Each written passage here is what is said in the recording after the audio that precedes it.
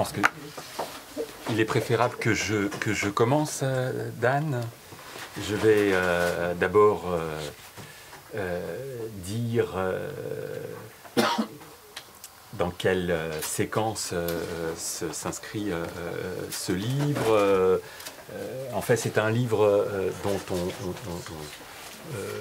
on parle ensemble depuis assez longtemps, en vérité, puisque c'est un livre qui est fait de textes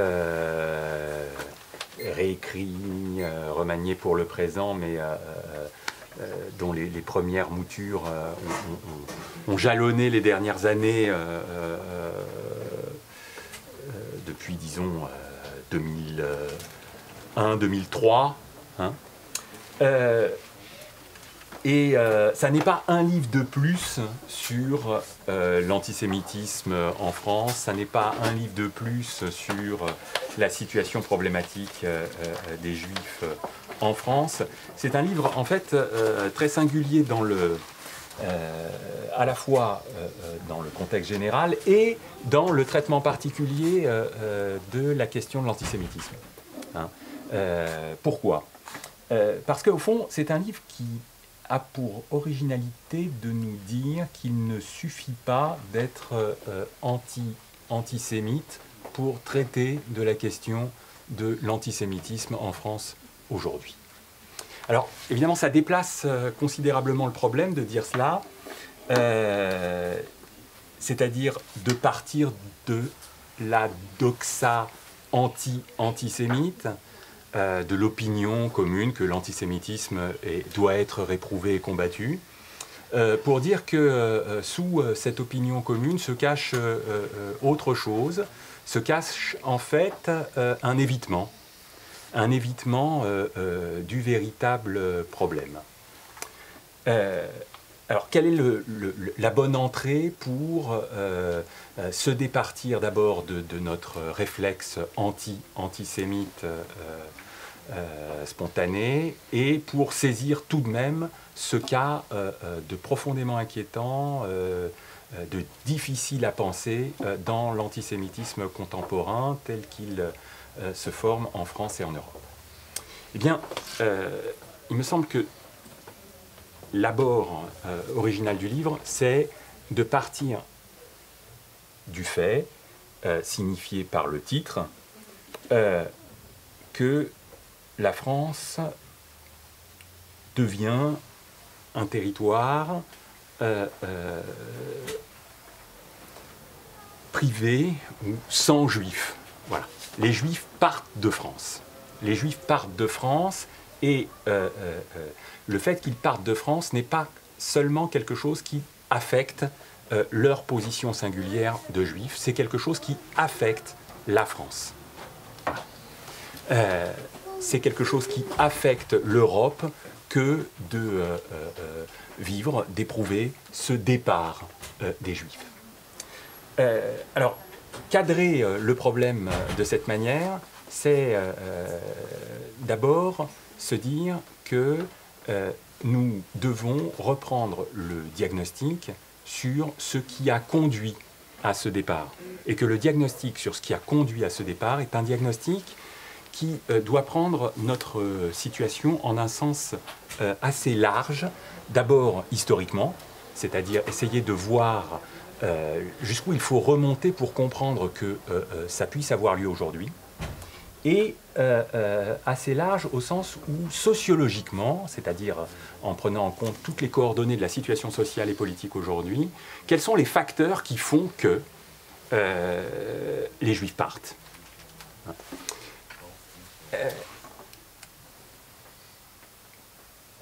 Il y a une manière simple de dire que l'antisémitisme en France, aujourd'hui, est toujours présent.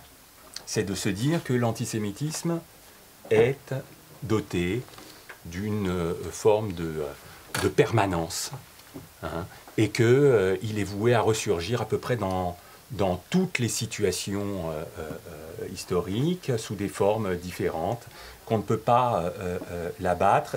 Alors ça, ce serait une approche qui, finalement, dégagerait une essence de l'antisémitisme transcendant les situations socio-historiques. Bon, ce n'est pas l'approche du livre. Il y a une manière beaucoup plus étroite d'aborder l'antisémitisme tel qu'il émerge aujourd'hui, c'est d'imputer cet antisémitisme à des causes, à une cause homogène, simple, qui serait la montée de l'islamisme radical. Ça, ce serait la deuxième manière de prendre le problème, qui est complètement opposée à la première, puisqu'on cible quelque chose d'extrêmement conjoncturel et de très local. Ça n'est pas non plus l'option prise par le livre. L'option prise par le livre, c'est de se situer au niveau de ce que Dany appelle le terreau sur lequel l'antisémitisme prospère. Hein, c'est l'expression qui revient à plusieurs reprises dans le livre.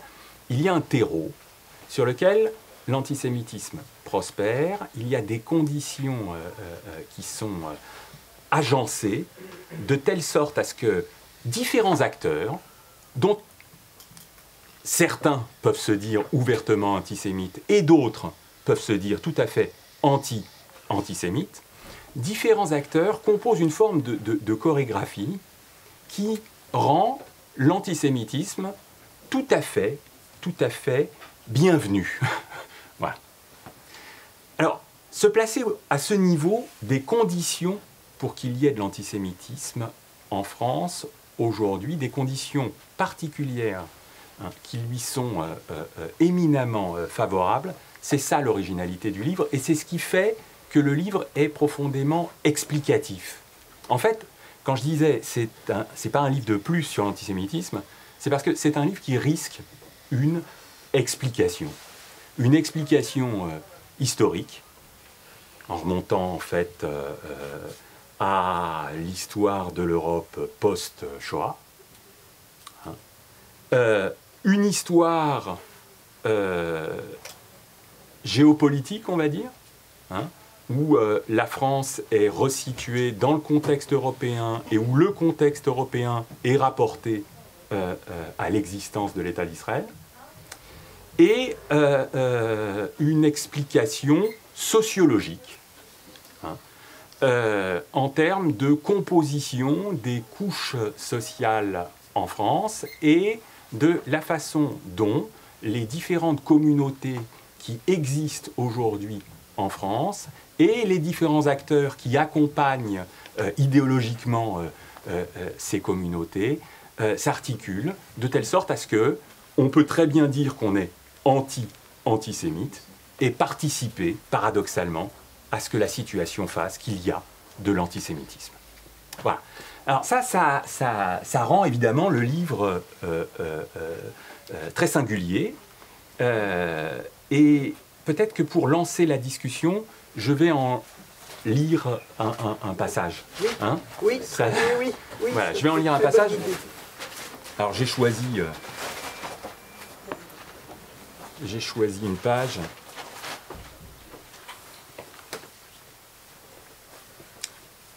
Le djihadisme n'est que l'uniforme que revêt celui qui veut tuer des juifs. Les juifs ne sont pas poussés à la sortie par quelques islamistes fanatiques, mais par le terreau sur lequel ils prospèrent. De quoi ce terreau est-il composé ? Il s'est développé en France dans des territoires géographiques, mais également dans des territoires de la pensée. Une culture du ressentiment à l'égard des juifs qui n'a strictement rien à voir avec l'islam, aussi radical puisse-t-il être. Pour le cerner de manière imagée, il est constitué de toutes les déclinaisons possibles du slogan « Deux poids, deux mesures ». Le pas d'amalgame, anticipation des potentielles attributions abusives des responsabilités avant même de prendre acte de la cible actuelle, ne dicte plus la règle. Dans le deux poids, deux mesures, gît cette plainte qui se fait entendre et sentir avec toujours davantage d'insistance et d'agressivité. Que les populations récemment immigrées n'ont pas ce que les Juifs possèdent, et que si les Juifs le possèdent, c'est qu'ils l'ont acquis indûment, au détriment de ceux qui en sont démunis. Mais qu'est-ce que ce bien que les Juifs ont confisqué? Ils possèdent l'argent, ils possèdent des intellectuels, ils possèdent les médias, ils possèdent, avec la Shoah, l'épure du crime génocidaire, ils possèdent l'influence politique, ils possèdent le respect, ils possèdent la solidarité, ils possèdent même un État supplémentaire. Le voilà. Et puisqu'ils détiennent tout cela indûment et en toute quiétude, c'est qu'ils possèdent l'immunité, donc l'impunité. Nul besoin d'être djihadiste pour agréer, écoutez bien, à une partie ou à la totalité de ces propositions. Vous voyez nos différents acteurs, il y en a qui prennent juste une proposition et d'autres qui prennent le tout, qui circulent depuis si longtemps qu'elles se sont cristallisées en une espèce de sous-culture politique du ressentiment. Voilà, on a là l'anatomie de cette sous-culture politique du ressentiment et c'est une contribution majeure au débat politique que d'avoir fait émerger cette sous-culture. Voilà. Donc, Dan, je n'ai pas de véritable question. Ça tombe bien, j'ai pas de réponse. Mais peut-être que ce que je peux te proposer de faire, simplement, c'est de commenter cette citation. Oui, alors... Je suis désolé, je te... Non, c'est pas grave. Bon, ce qui m'a énormément frappé, c'est que le débat français autour de la question de la résurgence de l'antisémitisme a mis systématiquement en avant le djihadisme, c'est-à-dire ces espèces de pics de violence qui, en quelque sorte, sont interprétés comme la cause en elle-même, les pics de violence, comme s'ils étaient la cause même du malaise des Juifs, du sentiment de menace qu'ils éprouvent et de leur éventuel départ. Et ce que j'ai voulu dire là, c'est qu'en réalité, c'est plusieurs choses. C'est d'abord, c'est pas ces moments, disons, concentrés de violence, ne sont en quelque sorte que, disons, on pourrait dire, des espèces de sécrétion extrême de ce qui se déroule pour nombre de nombreux juifs, en particulier ceux qui résident dans les banlieues, mais pas seulement, ça peut être d'ailleurs des banlieues de toutes sortes, et que, en réalité, si ces pics de violence sont possibles, c'est qu'en réalité, elles reposent sur une base beaucoup plus large et sur des disons, sur un, oui, j'appelle ça un terreau, sur une matière beaucoup plus large. Alors, il suffit de regarder, par exemple, de faire la comparaison avec le terrorisme de la fraction Armée Rouge en Allemagne. Bon, dans le moment, disons, le plus violent en Allemagne, vous trouviez 100 personnes qui soient prêtes à passer à l'acte violent, à poser des bombes ou à enlever un grand patron, etc. Et donc à mettre leur vie en danger, voire à se sacrifier. Or, pour que ce fût possible, il fallait naturellement que derrière ces 100 personnes prêtes à passer à l'acte, il y en ait, disons, 500 ou peut-être 1000 qui soient prêts à leur offrir une espèce d'infrastructure dont ce genre de groupe a besoin. Mais pour que 500 personnes soient prêtes à leur offrir l'infrastructure, il faut au moins qu'il y en ait, disons, 10 000 qui partagent probablement en totalité les idées, en réalité, et les objectifs, qui partagent les objectifs des terroristes, à la fois les objectifs et qui estiment les moyens légitimes.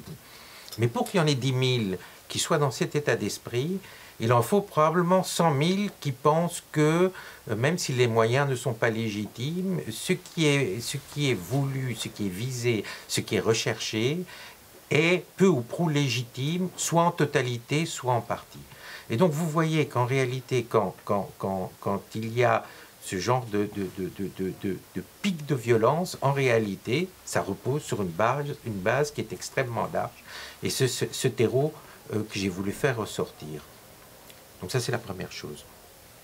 La deuxième chose, c'est que... Alors, pourquoi est-ce qu'il s'est formé ce terreau? Et peut-être faut-il dire qu'on a énormément attendu avant d'en prendre la mesure. Bon, on sait très bien pourquoi on a attendu, pourquoi on a en quelque sorte temporisé énormément. On a temporisé d'abord parce qu'on espérait que c'était passager, et puis on n'a pas voulu voir tout simplement parce que ceux qui étaient en quelque sorte les acteurs de cette résurgence de l'antisémitisme étaient souvent des populations marginalisées, dominées, etc. Et on avait du mal à concevoir que des populations qui elles-mêmes étaient en situation,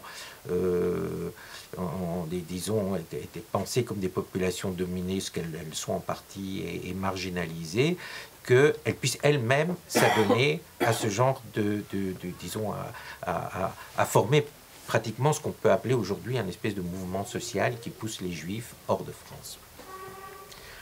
Alors, comment est-ce que ça s'est formé, ce terreau? Ça s'est tout simplement formé parce que, je pense, si on regarde de près, à partir, disons, des années 80, et ça s'est vu uniquement, disons, à partir du milieu des années 90, la classe ouvrière, qui était relativement bien organisée, encadrée par un parti communiste, encadrée par des syndicats, encadrée par le communisme et le socialisme municipal, s'est en quelques années effondré, délité et presque effondré. Il a disparu, laissant un vide béant. Alors naturellement, ce qui se passait, c'est que les populations allochtones, qui venaient, les travailleurs immigrés, qui venaient de travailler, etc., étaient intégrés dans, disons, dans la société française, via la culture politique essentiellement du Parti communiste. On devenait français, on apprenait à lire Aragon, et en réalité c'était un puissant facteur d'intégration. Or, ce qui s'est passé, et c'est là qu'on voit en quelque sorte aujourd'hui les effets au bout, disons, de 2 générations maintenant, on voit l'effet, disons, différé de cette, disons, de cette disparition des institutions socialisatrices des classes populaires. On voit effectivement que une partie de la classe ouvrière, qu'on pourrait dire autochtone, s'est tournée toujours davantage vers des formes, disons, de revendications qui s'éloignaient, mais on peut dire que ça avait commencé d'une certaine manière avec le Parti communiste déjà avant son effondrement, qui s'est éloigné des formes, disons, on pourrait dire marxistes de la revendication sociale pour adopter des formes qu'on dit aujourd'hui volontiers populistes de revendication politique. Et que les couches populaires allochtones se sont, disons, tournées vers l'islam, voire vers l'islamisme, et vers des formes de revendication politique retraduites ou reconfigurées à travers la religion. Et donc on se retrouve aujourd'hui dans cette situation où on a en quelque sorte des manifestations presque, on pourrait dire aujourd'hui, alternatives entre ces deux blocs. On sait très bien qu'on connaît les révoltes des banlieues et les mouvements sociaux qui émergent des banlieues d'un côté, quand elles sont descendues dans la rue, et on a vu se manifester disons, il y a eu des manifestations d'hostilité très marquées à l'égard des Juifs, mais du côté et l'autre, naturellement, l'autre bloc, on a vu la manifestation avec la France périphérique, sont en quelque sorte deux périphéries. Banlieue et périphérie, c'est toujours pour désigner des couches sociales qui sont en quelque sorte éloignées du centre, ou dont le centre ne contrôle probablement plus disons, ni l'organisation, dont il perd en quelque sorte le contrôle et qui partent à la dérive.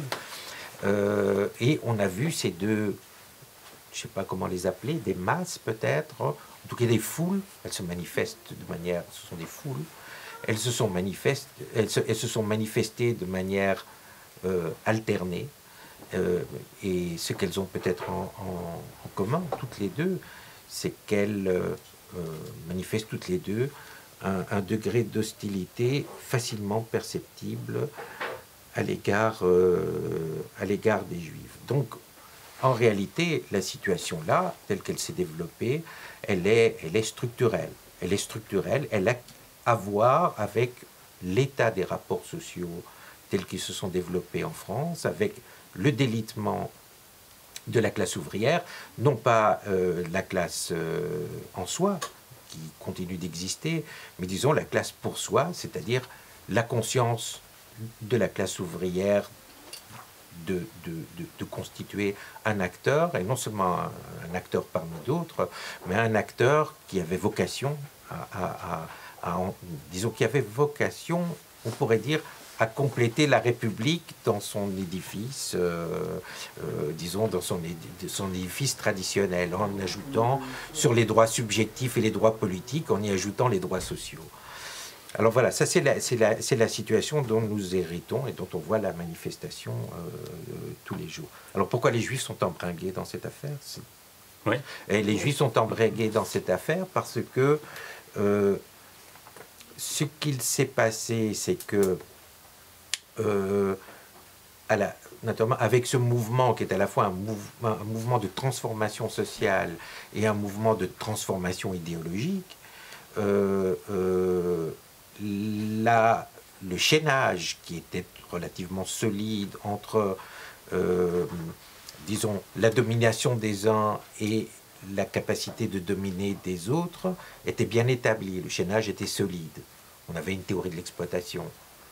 On pouvait expliquer en réalité ce qu'il en était. On pouvait faire un diagnostic outillé de la situation des inégalités, éventuellement des luttes, en tous les cas des rapports de force entre les groupes sociaux.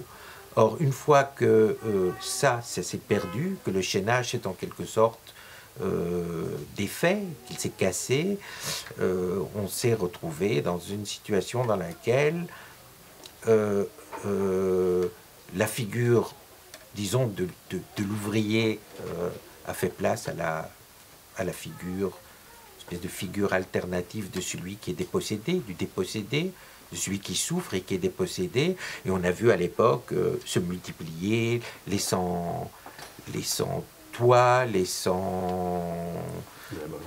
sans-abri, les sans-papiers, en fait, c'était des personnages ou des figures qui se caractérisaient par le fait qu'ils étaient démunis, qu'il leur manquait quelque chose et qu'en réalité, c'est pour ça qu'ils souffraient.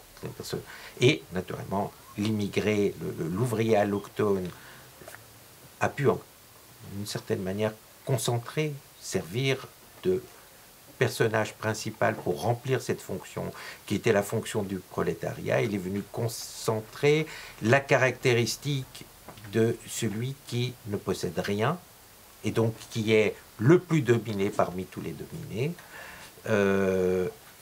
Et ce dont il est dépossédé, c'est naturellement des moyens de production, certes, on ne parle plus dans ces termes, c'est tout simplement qu'il peut plus, qu'il n'a pas de logement, qu'il est pauvre, qu'on ne lui reconnaît pas sa culture, qu'on ne reconnaît pas les souffrances du passé colonial français,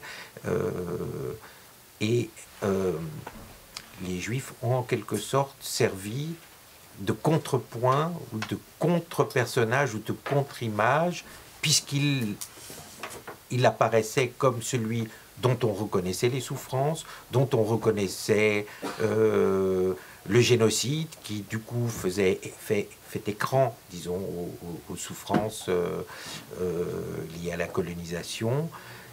Et pour finir, on pourrait dire que, manquant d'une théorie d'exploitation et manquant disons, du chaînage qui permettait d'expliquer la situation telle qu'elle telle qu'elle existait, les Juifs ont fini par figurer, disons, ce qu'on pourrait appeler aujourd'hui les élites. Alors, disposant d'une certaine, disons, d'une hégémonie, qui est une hégémonie à la fois, disons, qui a une hégémonie qui se distribue dans tous les domaines, y compris l'hégémonie culturelle, la capacité d'imposer,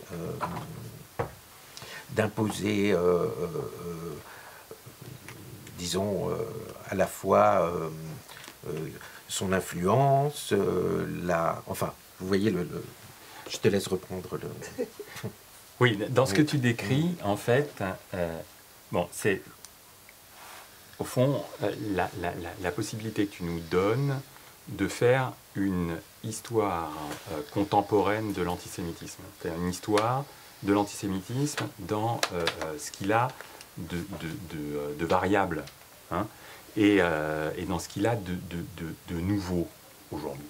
Donc c'est souvent une question qu'on se pose, hein. Est-ce que l'antisémitisme actuel est nouveau? En quoi il est nouveau, s'il est nouveau? C'est la question que je posais, hein. Est-ce que ça n'est pas une structure finalement récurrente des sociétés modernes liées à l'histoire de l'émancipation, à l'âge post-révolutionnaire, etc. Bon, on voit bien que de toute façon, sous cette forme-là, c'est trop large pour saisir le cœur de notre situation. Et ce que tu dis de très singulier, c'est qu'il y a bien quelque chose de nouveau, mais cette nouveauté n'est pas saisie correctement quand on la prend à l'aide de l'islamisme, hein, ou quand on la résout vaguement dans une simple haine des dominants. Il faut des outils plus affûtés, hein, plus acérés pour attraper cette nouveauté. Et parmi ces outils, il y a forcément quelque chose qui n'a pas un rapport direct aux Juifs, en fait, hein, qui est la dégradation de la politique européenne. Voilà, hein. C'est de donner un cadre qui est celui de la politique européenne, qui nous permet de reprendre la main et de construire les bons outils pour aller chercher ce qu'il y a de vraiment nouveau dans l'antisémitisme dont on dit qu'il est nouveau, hein. Je voudrais que tu reprennes ce point. Alors là, tu nous as répondu à un niveau sociologique dans la reconstruction que tu viens de faire. Est-ce que tu peux prendre l'autre point de vue, qui est celui en fait de l'histoire de la politique européenne sur la période post-Shoah, en fait. C'est-à-dire de 1945 à aujourd'hui, parce que c'est l'autre dimension, en fait, de ton livre. Alors, je dirais, oui, c'est l'autre dimension, parce qu'il notamment, il y a deux dimensions. Il y a celle que je viens d'évoquer, et qui est ce qui pousse les Juifs à partir. Ouais. Et il y a l'autre dimension, qui est ce qui était attendu, une forme de régulation sociale qui eût empêché que cela se passe. Exactement. Oui. Et donc, ça, c'est l'autre version, l'autre versant. Il y a le versant, disons, actif et le versant passif. Ouais. Alors, or, ce qui est probablement le plus troublant, ce n'est pas le versant actif. C'est le versant passif qui est le plus troublant. Comment se fait-il que la régulation sociale ne s'est pas faite? Alors, c'est le terreau qu'on a laissé prospérer. Qu'on a laissé prospérer. Et tout le monde sait qu'aujourd'hui, quand les chefs de l'État prennent la parole de manière solennelle, comme l'avait fait Valls, par exemple, pour dire la France sans les Juifs ne serait pas la France, et c'est trop tard d'une certaine manière, parce qu'ils ne font que confirmer aux yeux de ceux qui poussent à la sortie, qui poussent les Juifs à la sortie, le fait qu'ils sont bien à l'intérieur de l'appareil d'État et qu'ils jouissent d'une protection particulière. Donc dès lors que vous êtes dans un cercle vicieux, ça veut dire que c'est trop tard. C'est-à-dire que la parole d'autorité parle, mais elle parle sans autorité parce que c'est déjà formé à l'intérieur de la société une boucle dans laquelle les certitudes sont bien installées, où la parole d'en haut est reprise simplement pour une confirmation de ce qu'ils pensent déjà. Donc la parole politique est impuissante à le freiner. Alors pourquoi Alors, je réponds à ta question. Oui, tu réponds à ma question, mais avant, juste, il y avait même plus dans la phrase de Valls. Il y avait le fait qu'elle avait irrité. Alors elle avait, naturellement, elle avait pas seulement confirmé, et elle avait surtout irrité, précisément pour la raison que je dis. Elle avait irrité parce que Valls avait effectivement dit que la France sans les Juifs ne serait pas la France, et tout le monde a bien compris, et je pense bien que c'était son intention, que ça valait pour les Juifs, mais ça valait pas nécessairement pour les autres sous-groupes qui composent la France. Alors, ce faisant, ce qu'a fait Valls, c'est que, en bon républicain, en réalité, en bon républicain, il rappelait simplement que c'est à travers l'émancipation des Juifs que la République, c'est en quelque sorte à la fois, disons qu'elle a éprouvé sa formule. Elle a éprouvé sa formule à travers l'émancipation des Juifs. Si avec les Juifs ça fonctionne, c'est que la formule républicaine est à la fois efficace et universellement efficace. C'était ça qui était... Et du coup, les Juifs ont été intriqués à l'intérieur du récit français en tant que récit de l'avènement républicain, comme une espèce de part indissociable on pourrait dire, de l'identité de la France, ou de la manière dont la France s'est compris depuis. C'est pour ça d'ailleurs que toutes les attaques de la contre la République depuis cette époque se sont toujours accompagnées d'hostilité à l'égard des Juifs. Ce nœud a été perçu par les républicains et il a été perçu aussi par les anti-républicains, pourrait-on dire. Alors naturellement, la phrase de Valls ne vaut pas pour tous les sous-groupes parce qu'elle vaut pour les Juifs et elle vaut effectivement pas pour les autres, mais bien entendu, dans le contexte qu'on vient d'évoquer avec la première question, elle est perçue immédiatement comme la manifestation d'une rupture d'égalité. Donc le fait que les Juifs jouissent d'un privilège à l'intérieur de la République, et s'ils jouissent d'un privilège à l'intérieur de la République, c'est que probablement qu'ils sont quelque part au sommet de l'État, et que c'est eux qui, disons, qui installent eux-mêmes leurs propres privilèges. Alors pour revenir à ta question, l'absence, donc l'absence de réaction, pourrait-on dire, de régulation sociale, elle a, disons, on pourrait le prendre comme ça, elle est liée à une forme d'indistinction, aujourd'hui devenue très très courante, c'est presque une doxa, d'indistinction du racisme et de l'antisémitisme.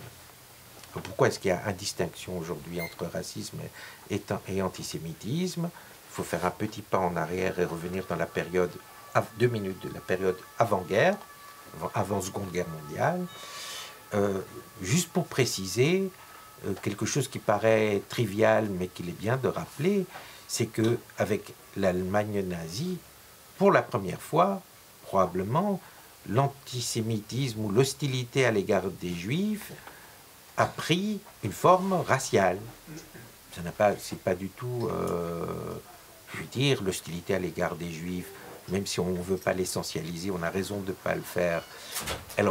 Cette hostilité remonte quand même dans le temps, mais elle prend pour la première fois une forme raciale. Et en réalité, après la Seconde Guerre mondiale, on a pensé l'antisémitisme sous l'espèce du racisme.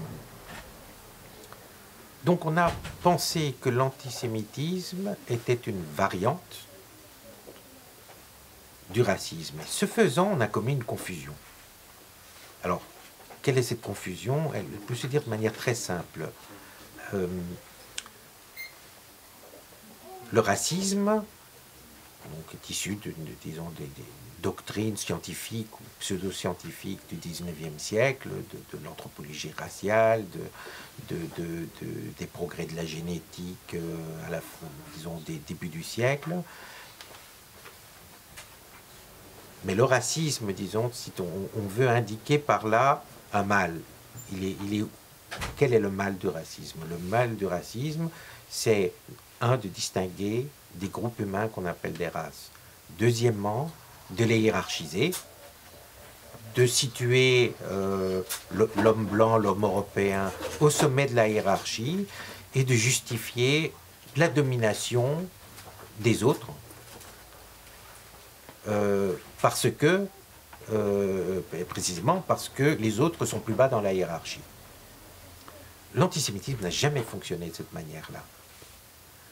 L'antisémitisme, c'est plutôt, quand je dis antisémitisme, c'est la forme d'hostilité des Juifs qui naît, disons, dans le dernier quart du XIXe siècle, qui n'est pas le vieil antisémitisme catholique, vous voyez, l'accusation d'avoir crucifié Jésus, etc. Je ne parle pas de ça. L'antisémitisme tel qu'il naît dans le dernier quart du XIXe siècle formule cette idée selon laquelle, depuis l'émancipation, les Juifs semblent s'être intégrés dans la société, semblent ne plus constituer un groupe distinct, mais en réalité le sont. Mais ils le sont de manière invisible. C'est bien alors c'est l'antisémitisme racial. Quel était le pas de plus qu'il faisait? Le pas de plus qu'il faisait, c'est de dire on ne peut pas le voir, donc on ne peut pas le voir, disons, à l'œil nu, mais on peut le mesurer quand même d'une manière ou d'une autre. Donc ça, c'était la tentative de raciser, c'est-à-dire, pour utiliser un terme à la mode aujourd'hui, de raciser les Juifs pour les faire rentrer dans le cadre, dans le système racial nazi. Mais l'antisémitisme, dans le dernier quart du XIXe siècle, c'est, pourrait-on dire, un mouvement social. C'est un mouvement social qui veut se libérer de ce qu'il suppose être la mainmise d'un groupe qui, bien qu'invisible, continue d'exercer un pouvoir néfaste sur la République et dans la République. Donc, la différence du racisme et de l'antisémitisme, c'est que l'antisémitisme se présente comme un mouvement de libération. Tandis que le racisme est un mouvement, est une pensée de l'asservissement de l'autre. L'antisémitisme est une idéologie de la libération, de l'émancipation de tous à l'égard des Juifs, s'émanciper des Juifs. Donc vous voyez, les deux mouvements sont tout simplement sont presque inverses. Naturellement, quand ressurgit l'antisémitisme, on est mal préparé pour le voir. Et on est d'autant, et c'est le point de Bruno sur antisémitisme, on est d'autant moins disposé à le voir qu'on participe soi-même à l'idée selon laquelle il y a bien des élites il y a bien des élites invisibles dont on sait qu'elles comportent éventuellement des Juifs. Donc le problème étant que l'antisémitisme se manifeste en quelque sorte sous une apparence de libération, de progressisme. Alors maintenant, pour revenir encore une fois à ta question, la difficulté après la Seconde Guerre mondiale, c'est que l'Europe s'est édifiée, la France a été vaincue. L'Europe d'après-guerre s'est édifiée de cette manière-là. C'est un pacte franco-allemand autour duquel s'est agrégé les 6 pays fondateurs de l'Europe, qui avaient 2 fondements. Le premier, c'est 2 fondements négatifs. C'est ne plus faire la guerre, éviter la guerre. Et l'autre fondement, c'est éviter le racisme, ou expulser le racisme et la persécution. Donc, ce sont sur ces deux fondements que l'Europe s'est en quelque sorte édifiée. Maintenant, pour faire court, parce que... Voilà. Donc, en réalité, les Juifs ont été immédiatement intriqués à l'intérieur même de la constitution de l'Europe, mais intriqués non pas comme un acteur qui participait à son édification, mais comme cet acteur qui, en quelque sorte, de par sa disparition, pourrait-on dire, ou de par son extermination, fondait négativement les nouvelles bases sur lesquelles l'Europe allait se construire. Et la grande surprise dans laquelle nous sommes aujourd'hui, pour faire court, c'est que on a cru effectivement après-guerre, et surtout à partir des années 60 et 70, où l'extermination des Juifs a commencé à apparaître pour ce qu'elle a été, ce qui était relativement confus jusque-là. On ne voyait pas trop la différence entre un camp de concentration, un camp d'extermination. On ne voyait pas trop la différence, c'était pas clair entre des prisonniers politiques qui revenaient témoigner des camps, et naturellement ceux qui revenaient des camps d'extermination, peu nombreux, parce que naturellement la majorité n'avait pas à témoigner puisqu'ils avaient disparu. Quand les choses ont commencé à se clarifier et que le mot Shoah a fini par s'imposer, en France en particulier, mais pas seulement, eh ben, le grand étonnement a été que l'extermination des Juifs n'était pas la conscience de l'extermination des Juifs n'était pas un frein au renouveau de l'antisémitisme, mais qu'il en était en quelque sorte un vecteur nouveau. Et c'est la surprise dans laquelle nous sommes aujourd'hui. Peut-être qu'on prend des questions de la... Oui, il y a des questions. Moi, je voudrais vous demander Oui. quelque chose. Charlie veut poser une question. Quelle différence vous faites entre un juif français et un juif américain? J'ai l'impression que vous parlez comme si... C'est vrai, je parle des Juifs d'Europe. C'est vrai, je parle des Juifs français. Je parle des... là, je parle des Juifs français. Dans l'ouvrage, j'essaie d'examiner la situation des Juifs à l'échelle de l'Europe, parce que il y a là quelque chose dans la rencontre du fait juif avec l'histoire européenne, c'est noué quelque chose de singulier. Et c'est pour ça que je m'intéresse dans l'ouvrage à la montée de l'antisémitisme en France, étant entendu que en France, il faut entendre par ce qu'il reste des Juifs d'Europe. Moi, quand vous parlez Europe, moi j'ai envie d'entendre Occident. Parce que c'est le seul truc qui peut donner un sens à ce que je peux comprendre de ce que vous dites. Oui, c'est-à-dire mais l'Occident, les Juifs, ils sont partie prenante de l'Occident. Il n'y a pas d'Hollywood sans Juifs, il n'y a pas de littérature sans Juifs, il n'y a pas de tout ce que vous voulez, culture, qu'on appelle culture, et qu'on peut appeler culture française aujourd'hui. Oui. Il n'y a pas de musique française, si ce n'est pas une musique occidentale, donc une musique inspirée par les Juifs. Ça n'existe pas, tous ces trucs de particularisme français ou allemand ou je sais pas quoi, européen en tout cas.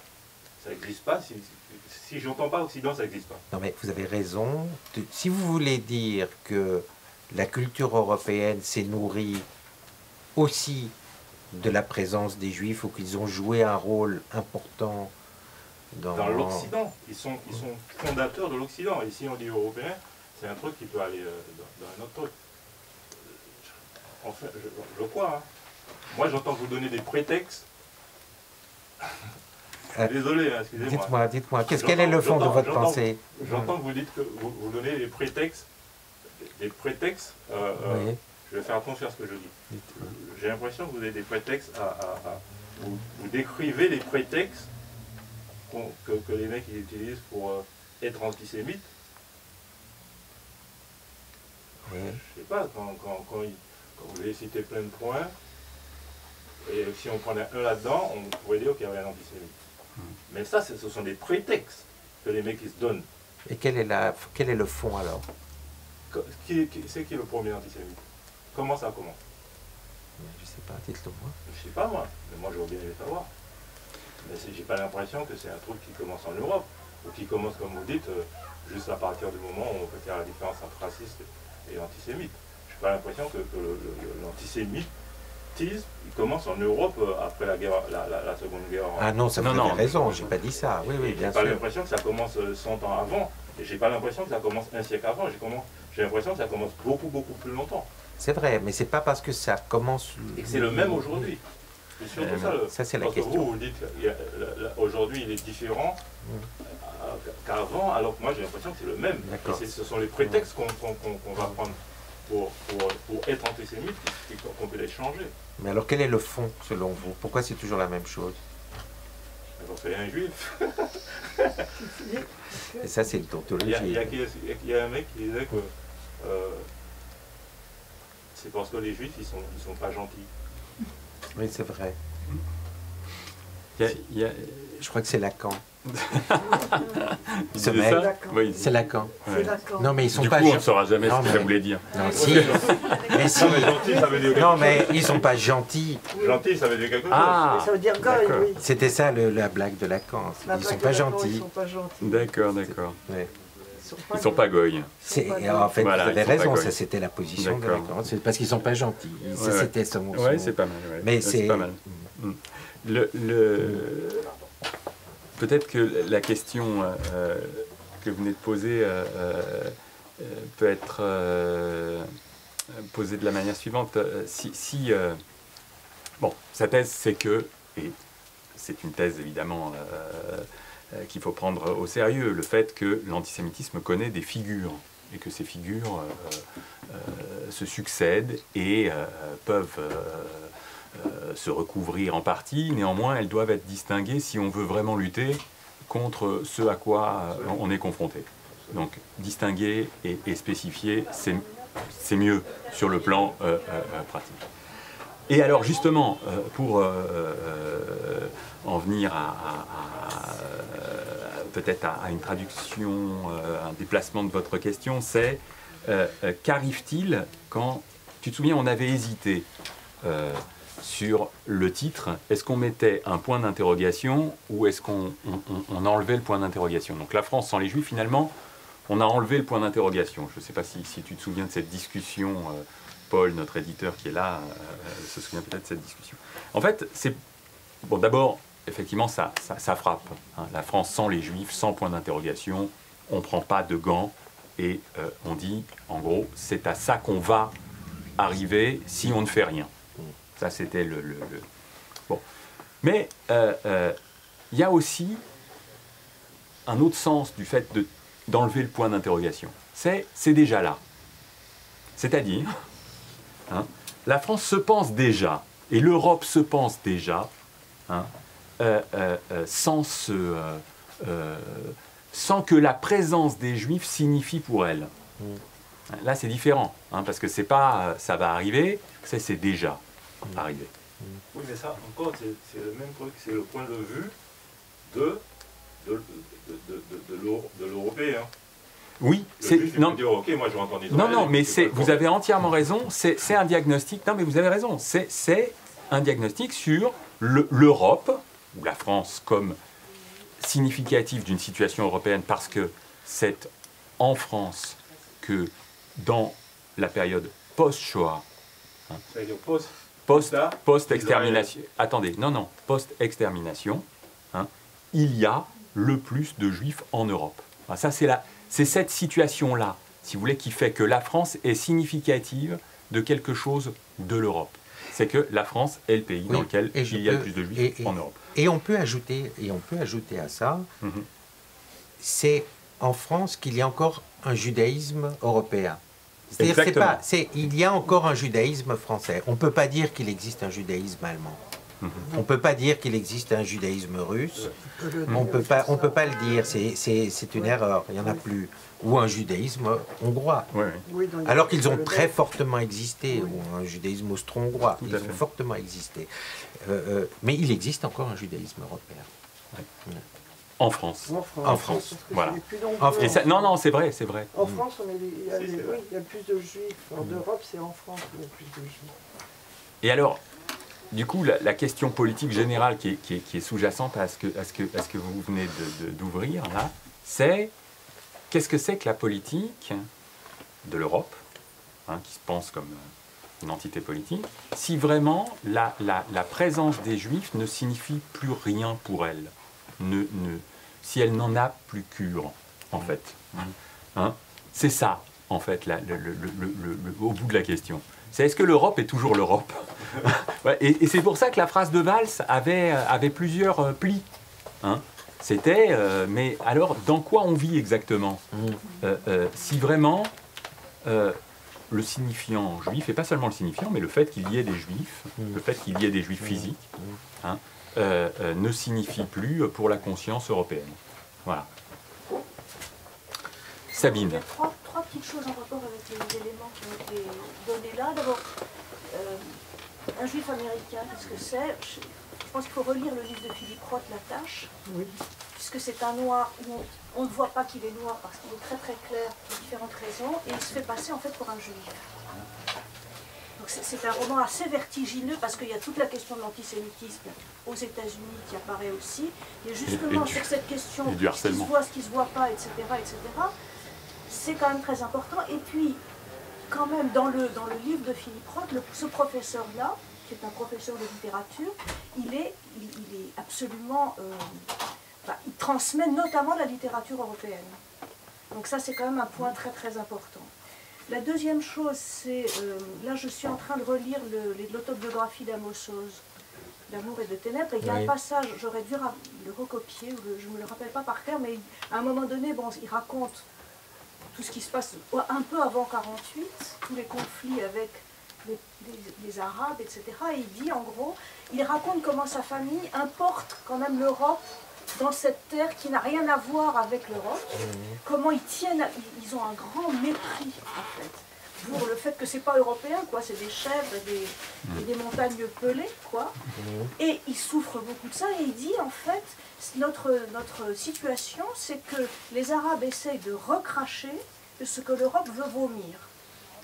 C'est-à-dire, le problème, après, c'est pas tellement que l'Europe, comment elle fait pour se penser sans les Juifs, c'est qu'elle ne veut plus se penser, enfin, elle veut se débarrasser de ce truc, on les a renvoyés, et c'est pour ça que la question du départ des Juifs, c'est pour aller où? C'est pas forcément pour rentrer d'ailleurs, parce que qu'est-ce que veut dire rentrer? C'est pour aller. Pour certains, ça veut dire rentrer, mais pas nécessairement, surtout pas pour beaucoup, non, c'est aller en Israël, ou ailleurs, aux États-Unis notamment. Donc, quel est le statut pour les Juifs européens, les Français notamment, de cet État qui est un refuge ou un abri, vous le dites, mais qui n'est pas chez eux non plus? C'est une bonne question. J'ai essayé de répondre à cette question Oui, je veux bien que vous en parlez dans le précédent. Ah oui, je n'ai pas vu le précédent. Voilà, j'essaie de répondre à cette question dans le précédent. Vous avez tout à fait raison de dire que ce n'est pas le mouvement de retour. D'ailleurs, le sionisme semble... le mot retour s'est imposé, mais en fait, ce n'était pas un retour, c'était comme vous dites, un aller. Puis c'est pas le même sionisme avant la Shoah et après, de toute façon. Oui, mais il n'a pas, sur le motif du retour, il n'a jamais été, même dans le moment où il a été conçu, par exemple chez une figure comme Herzl, qui est la figure classique, il n'était pas conçu comme un retour, il était conçu comme un aller, effectivement. Et l'agression contre Finkielkraut était très intéressante dans sa formulation. Rentre chez Absolument. toi à Tel Aviv, et en même temps, il ne fallait pas que Tel Aviv existe. Donc c'est un peu compliqué, quoi. Et la dernière chose que je voulais vous demander... Bah oui, Tel Aviv existe, oui, oui, mais le problème, c'est que pour ceux qui lui disent « rentre chez toi, grosse mère de sioniste », ça veut dire qu'il ne faudrait pas que Tel Aviv existe. C'est ce qu'il lui dit, grosse mère de sioniste. Voilà. Et l'autre chose, quand même, c'est une question, je ne pense pas que vous puissiez répondre, mais moi je pense que nous la posons tous. Et comment on peut arriver à lutter contre cet état de fait, au lieu de le subir simplement comme un constat? C'est vrai que cette question, tu dois... Alors, sur juifs américains, on peut dire d'une certaine manière, si on regarde un peu avec la distance historique, c'est c'est que l'Allemagne et la France ont joué le rôle de pays, disons, de libération des Juifs. C'est pour ça que se sont fait là les deux grandes synthèses judéo-allemandes et judéo-françaises. Et la Shoah a signé en quelque sorte la fin de cette possibilité de synthèse. Bon, en Allemagne par un règlement assez abrupt, et en France, elle perdure encore, parfois, un peu. D'ailleurs, on remarquera aujourd'hui, on ne sait plus trop comment désigner les Juifs. Fut un temps, on disait les Israélites, etc. Mais c'est terminé. On dit parfois Israélites, parfois Juifs de France, parfois Juifs français. On hésite. Mais cette hésitation, elle est liée à l'absence de clarté de la situation des Juifs de France aujourd'hui. Et où est-ce que cette synthèse est encore vivace? C'est les États-Unis. C'est elle qui a hérité, en quelque sorte, du statut, du lieu de la synthèse. Là, vous avez raison. Alors qu'en Europe, elle est naturellement, si la France n'apparaît plus comme ce lieu, ou n'apparaît plus comme le lieu où elle peut continuer d'être travaillée, aménagée, où la créativité, en quelque sorte, de leur agencement est arrêtée, mais ça veut dire que c'en est fini du judaïsme européen. Donc ça, c'est la première chose. Sur votre question portait sur qu'est-ce que représente l'État d'Israël. C'était l'objet du livre précédent, entre autres, qui consistait à montrer que du point de vue de l'Europe, qui est bien le lieu qui a fabriqué cet État qui est projeté en quelque sorte hors d'Europe, mais projeté dans les deux sens du terme. Il est à la fois jeté à l'extérieur, mais le projet a été pensé, mais a été mûri et a été pensé avec les outils de la pensée européenne. Donc il est doublement, disons, projeté en Europe. Et dès lors qu'il a existé, et c'est un moment qui est presque concomitant avec l'extermination des Juifs, ces 2-3 années après. 48. Donc en 48, dès lors qu'il a existé, je pense qu'il a figuré pour le reste des Juifs d'Europe, en fait, il a figuré quelque chose comme une instance protectrice qui avait disparu en Europe, et naturellement là on rejoint la question de Bruno, qui est la question de l'Union européenne elle-même, ou du mouvement d'unification européenne, qui a ceci de très particulier, qui est d'avoir inhibé ses propres potentialités politiques, en partie à cause de l'extermination des Juifs, c'est-à-dire qui a décidé de ne plus agir politiquement, parce qu'agir politiquement, c'est décider et c'est discriminer, c'est faire des distinctions, c'est discriminer entre ce qui est dedans et ce qui est dehors. Donc, elle n'a plus pu le faire, on n'a pas plus voulu le faire. Donc ça, c'est son fondement négatif lié à son fameux antiracisme qui recouvre l'antisémitisme, mais dont le mouvement est complètement imprégné, non pas du fait que l'Europe fut, ou certains États européens furent colonisateurs, mais parce qu'ils furent exterminateurs des Juifs. Et d'autre part, donc on ne peut pas avancer dans la construction de l'Europe parce qu'on ne veut pas penser politiquement l'Europe. Et bien d'autre part, les États qui composent l'Union européenne ont d'une part se sont défaussés sur l'Europe, en partie à raison et en partie pour ne pas assumer leurs propres responsabilités, puisque ce sont bien eux qui prennent la responsabilité des avancées ou des non-avancées de l'Europe. Tout le monde sait que c'est le Conseil européen qui décide, et il est composé des ministres, donc voilà, la responsabilité des États est immédiatement engagée. Donc on est dans une situation dans laquelle on ne peut pas avancer, et une situation dans laquelle le recul ne peut être qu'une réaction, ne peut être que réactionnaire. Le fait de retourner vers le vieil État-nation ne peut être que réactionnaire, et doit aussi en passer par la liquidation du discrédit qui a affecté les États européens après-guerre, puisque c'est eux qui étaient responsables, ou réputés responsables, de la guerre, du nationalisme, du fascisme, et in fine aussi de l'extermination des Juifs, puisque tous les pays qui ont formé l'Union européenne ont participé, non seulement ils étaient défaits, non seulement ils avaient été fascistes ou devenus fascistes après l'occupation, et ils étaient tous impliqués dans l'extermination des Juifs. Donc on se retrouve là dans une espèce de cul-de-sac, une espèce d'impasse dans laquelle, et c'est ça le côté pessimiste de l'ouvrage, où on sent que faire le pas en avant, ça suppose d'écarter les Juifs parce qu'ils gênent, mais faire le pas en arrière, ça suppose aussi d'écarter les Juifs parce que ça gêne.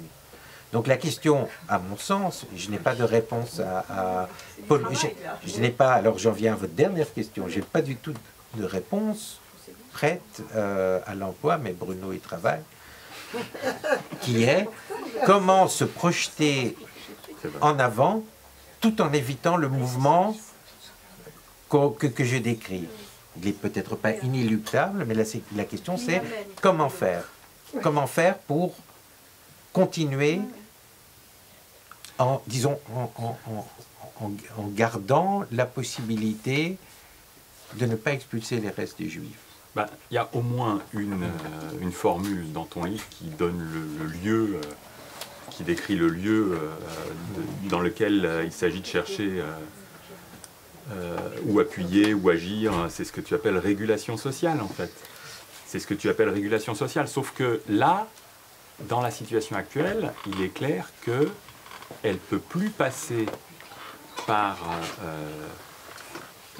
les seuls États, en fait. Et au niveau européen, elle doit être prise en charge, ce qui n'a jamais en réalité été fait. C'est-à-dire ce qui n'a jamais eu lieu jusqu'à présent, c'est une régulation sociale et donc une forme d'action sur l'opinion, d'action sur les opinions,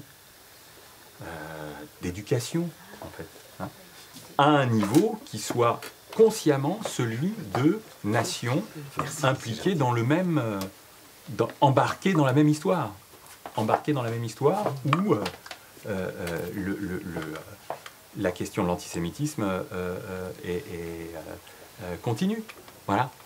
Donc ça, en disant régulation sociale, en fait, tu désignes le point, celle qui n'a pas eu lieu, et celle qui n'a pas eu lieu en France, donc au niveau étatique.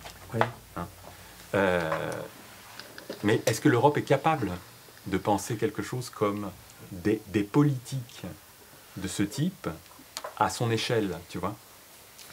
En fait, c'est un travail sur l'idéologie européenne qui est en cause là. Mais le problème, c'est qu'on a de bonnes raisons d'être sceptiques, parce que ce qui... Non, mais selon le principe de subsidiarité bien connu en Europe, si on ne peut pas le faire à une échelle supérieure, en général, on recourt à l'échelle inférieure. Or, toi, tu proposes une subsidiarité à l'envers. Oui, c'est exactement ça. Et c'est exactement ça. Et toute la question, elle est ouverte, c'est est-ce qu'on connaît des cas de subsidiarité à l'envers réussis? C'est-à-dire qu'on voit bien la difficulté de reporter à un niveau supérieur non pas des choses qui sont formelles, non pas des choses qui sont des affaires de régulation, de mondialisation, etc., mais de reporter des tâches qui engagent véritablement, disons, une identité de citoyen. Il faudrait pour que ça, en gros, pour que ça fonctionne, il faudrait que ce soit constitué quelque chose comme une citoyenneté européenne. C'est vrai, c'est la condition.